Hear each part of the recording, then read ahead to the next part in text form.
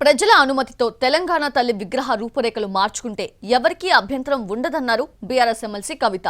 గ్రామీణ వాతావరణం ఉట్టిపడేలా తెలంగాణ తల్లి విగ్రహం ఉంటుందని కౌంటర్ ఇచ్చారు మంత్రి కోమటిరెడ్డి వెంకటరెడ్డి.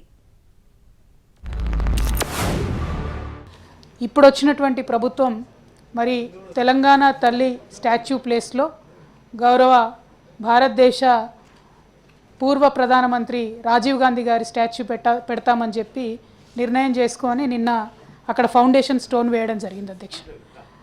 తెలంగాణ తల్లి ప్లేస్ని తీసేసి రాజీవ్ గాంధీ గారి ప్లేస్ ఇవ్వడం అన్నది కొద్దిగా బాధాకరం అధ్యక్ష. తెలంగాణ తల్లి రూపురేఖలు మారుస్తామన్నారు.